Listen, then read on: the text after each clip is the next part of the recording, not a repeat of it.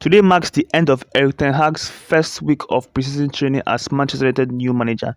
In this video, I'm going to be talking about what has been happening over the past 1 week. According to a report from Mr. Reddy, who is a chief reporter over at Sky Sports, in an inside story after an intense first week, I'm going to be talking about the article and go through the insights from what the players really felt about Ten Hag and how they responded and reacted to the training.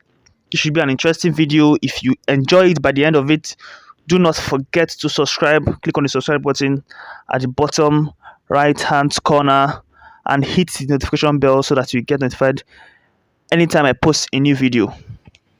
The description one of United's senior players reached was for intense, not just on the body but the mind. He wants you to think. Erik Ten Hag's first week on the grass with his team has left quite an imprint on his squad and staff while providing a detailed sketch of what he expects going forward. We all know this is a tactical coach, a disciplined coach, and is far different from what the previous coaches we have had. It's way different from Ole, who gives everybody smiles and gives everybody free rein. He might be a bit similar to Rangnick, but Rangnick did not get the staff he needed.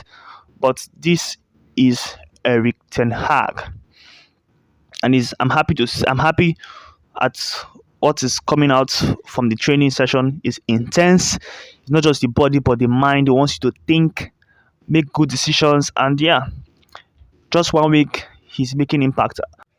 The biggest change multiple United sources have noted are how immersive the manager is during session and time spent with the ball during drills. Ten Hag lists every element of training, which is a departure from the recent history at Carrington. Ole Gunnar Solskjaer would watch as Karim McKenna and Michael Carrick and Mike Phelan conducted the workouts. The nature of them was tagged as basic and given too much freedom with little correction. If you remember last season, Ole Gunnar Solskjaer said in press conferences that he doesn't coach these players. So you see the difference between Erik Ten Hag and Ole Gunnar Solskjaer. This manager we have now gets involved in the training. He trains the players himself also alongside his assistants, but also trains the player. He gets into the activities with them. If you look at the clips from the training, he passes the ball. He gives instruction. He'll be like, play this ball that way, play it that way. Think. So that is way different from what we had with Solskjaer, whereby he just stands and watch as the other coaches do their thing. Assisted by Mitchell van der Gaag and Steve McLaren, there have been a heavy consultation on what to do in possession. For a start, Ten Hag's deep analysis of United highlighted an issue of fear and uncertainty on the ball. Very accurate assessment. Players like Maguire, Lindelof, Fred, and a lot of other players, if you watch them, they are scared when they get the ball. They make stupid passes. And it says Ten Hag's deep analysis of United highlighted an issue of fear and uncertainty when on the ball. That's very accurate.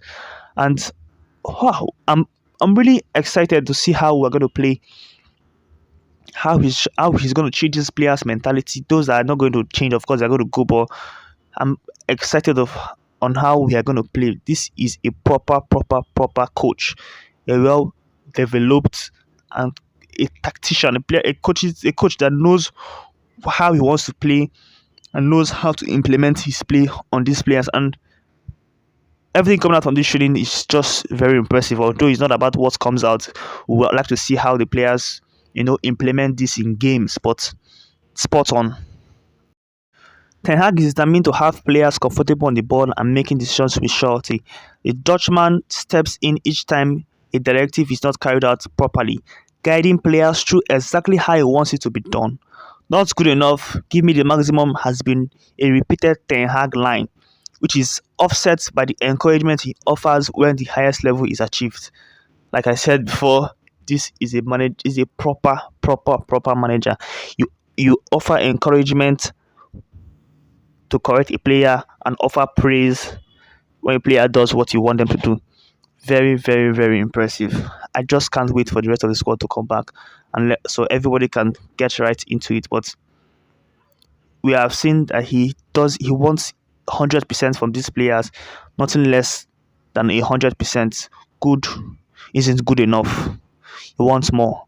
This is the kind of manager we need at United. A manager that demands from these players. These players have a very low and sinking mentality. So when you have this kind of manager that demands the best from them in every game, every minute and every second, the best in your passes, in your shots, in your crosses, the best. You have to give him your best. This is the perfect manager for this for this set of players that are poor in mentality and poor in skills, so that if they are not up to the task, get them out. The manager is understood to be pleased with how the squad have embraced and adjusted to his demands, including the arrival time to the complex of 9 a.m., which was previously only applicable to youth players. Goalkeeper David De Gea is among those who have positively commented to staff about the improved discipline, standards, and Ten Hag's clear ideas. The former Ajax boss communicates in a very direct way, so while his sessions are intense, they are easy to understand. Very, very, very good. I'm sure De Gea will be very impressed because now he feels that he can add a bit more to his game. Fine, he is old, but there's a chance for improvement, and he feels that he can improve under this coach, that he knows exactly what the coach wants for him, and when the coach gives him an instruction, he's able to assimilate it and understand it, and also bringing discipline and standards to the football club and to the team. I'm very sure when Ronaldo comes, Ronaldo will be very, very impressed. Ronaldo is all about standards. It's all about discipline. Ronaldo should be very, very impressed with this, and I'm also impressed with Ten Hag, and I hope he just keeps getting better and better. Meeting and talks with players beyond training specific instructions have been kept light and introductory thus far to get the right foundations in first place. He has also been enthusiastic on the pitches and in general around Carrington, which has created an enhanced mood. Ten Hag has eroded the misery that engulfed the place during Rangnick's reign, but has also laid down the law in a way that escapes social. Staff has been motivated by the early shape of Ten Hag's reign and feel he is already showing the coaching ability and improved dynamics they recruited him for. The true test will come when the season kicks off, but there is belief that the conditioning will be streets ahead of recent campaigns, and United would have greater technical play and a clear technical framework. That is exactly what I also think. Even if Ten Hag doesn't win us any cups or titles, it is definitely going to be way better than Mourinho, Solskjaer, and also Rangnick. Is definitely going to be better. Although I won't blame Rangnick for how it ended up, but in terms of playing style, in terms of coaching, in terms of mentality, discipline, it is definitely going to be miles different. It's going to be very noticeable that we are being better coached and these players are playing far well. And like I said, it's good times. I'm very enthusiastic. The training session has been good. Everybody's smiling. It's good to see Donny van de Beek smiling. But we still know we still need to get players out and try as much as possible to get players in, because even with this current squad, a very good coach, if we don't get the right players in, we are still not going to be able to achieve much. So if Ten Hag is able to do his part, the board has to do their own part by supporting him, giving him new players, getting some of the deadwood out. Jones, Telles, since we're getting Malaysia, Telles should be on his way. You need to make money from these players.